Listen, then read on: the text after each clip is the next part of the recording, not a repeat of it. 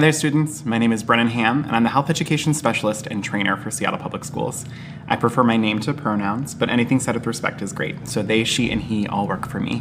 One of the awesome parts of my job is I get to read fantastic stories with you, and the book that we're going to get to read today is a really good one. It's called My Princess Boy. And this was written by Cheryl Kilo Davis.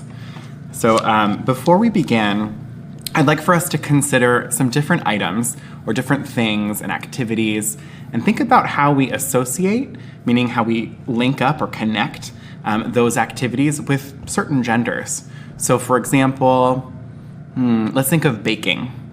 Now, when I think of baking, what do you think most people think of? Who do we think bakes? Is it boys or is it girls? I feel like most people might say girls bake.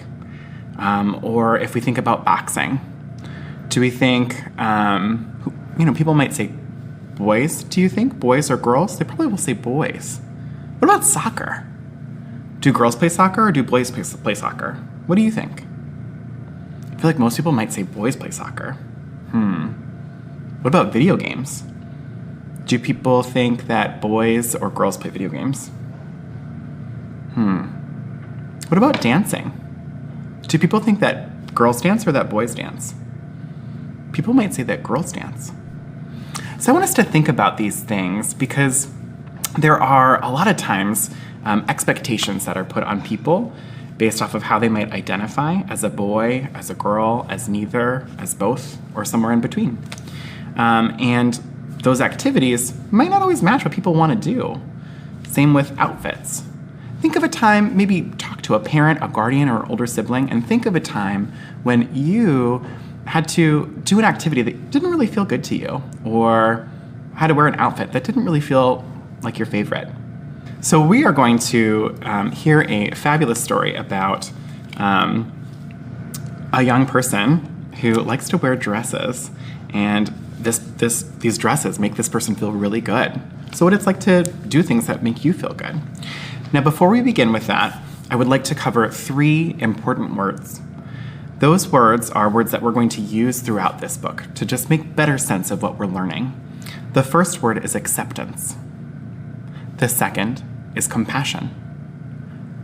The third word is unique. So again, we have acceptance, we have compassion, and we have unique. Think about what those words might mean.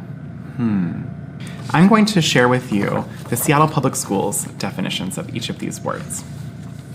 So, we have acceptance, which means being supportive, kind, or friendly to others, accepting other people and their differences. Compassion means being a good friend to someone when that person needs it. Awareness and kindness for other people's feelings, emotions, and experiences. Again, compassion means being a good friend to someone when they need it. And that final word, unique, means something or someone very special. At Seattle Public Schools, we recognize that all of our students are unique because all of you are special. Now, we're also going to hear this fabulous book that tells a story about someone who is unique and special. And we'll see how the people in this person's life show compassion and show acceptance. And also what happens and how this person feels when people don't show those things. Let's learn together.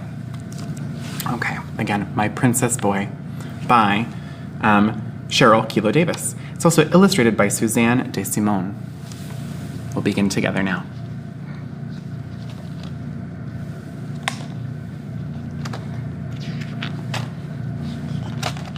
My Princess Boy. My Princess Boy is 4 years old. He likes pretty things. Pink is his favorite color. He plays dress-up in girly dresses. He dances like a beautiful ballerina.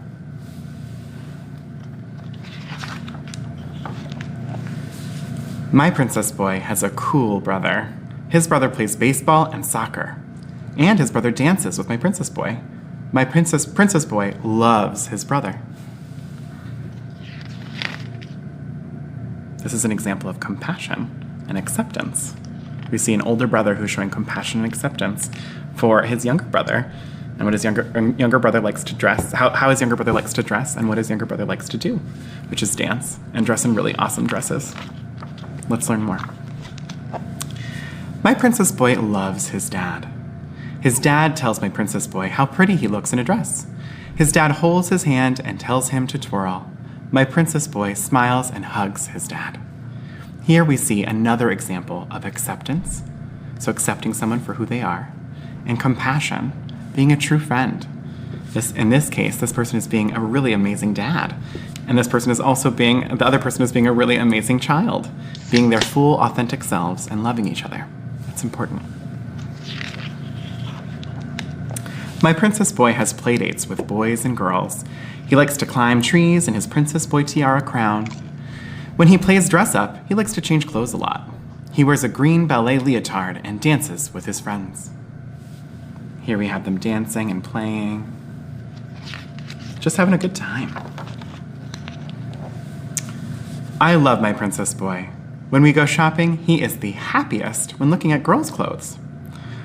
But when he says he wants to buy a pink bag or a sparkly dress, people stare at him. Ugh. When he buys girl things, they laugh at him. And then they laugh at me. It hurts us both. Now let's take a moment. Why do you think this might hurt somebody's feelings to be laughed at? It certainly doesn't feel very good when you are trying to do things that make you feel really great, or buy things that make you feel really special and seen, and have other people laugh at you or put you down, or put down your family members. That doesn't feel very good to anybody, right? That's when people aren't showing acceptance and when people aren't showing compassion. Let's learn some more. Once my princess boy wore a dress at his birthday party. He welcomed his friends to his home and he said, "I am a princess boy." He put on jewelry and he liked how pretty he looked and waved his princess boy wand. Here we have my princess boy enjoying himself very thoroughly, as one should on their birthday. And then my princess boy was a princess for Halloween. He went trick-or-treating with his brother. One woman laughed at him because he was in a princess dress. My princess boy asked, "Why did she laugh at me?" I told him, "Some people don't think boys should wear dresses." Now you'll see in this instance right here we have my princess boy and my princess boy's brother, and this is the person that laughed at my princess boy.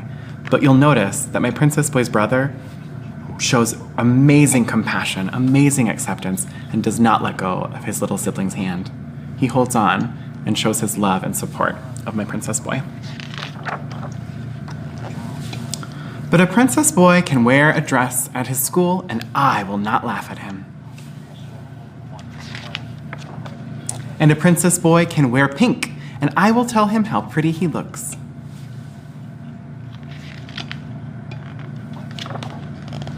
A princess boy can play with me in pretty girl clothes and I will still play with him.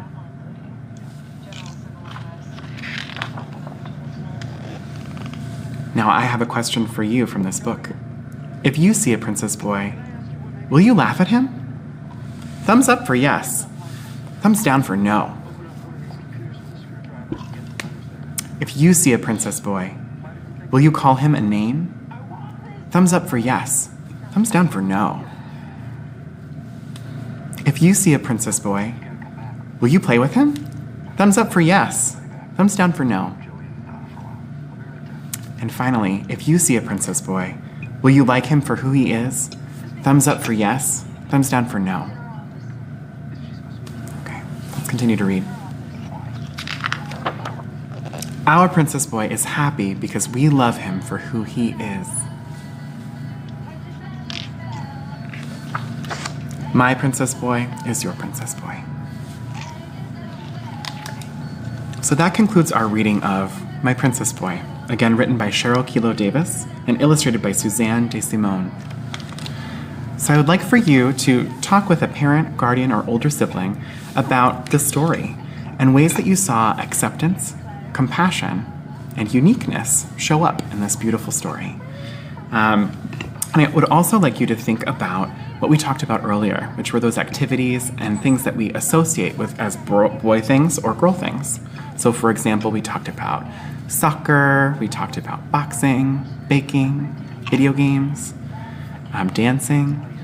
And I want us to think about how maybe those things are actually for everybody. There are no boys' toys, games, or clothes, just as there are no girls' clothes, toys, or games. People can simply like what they like. Now, I also want to thank everybody for your attention and for getting to read this fabulous book. I hope it was just as special for you as it was for me.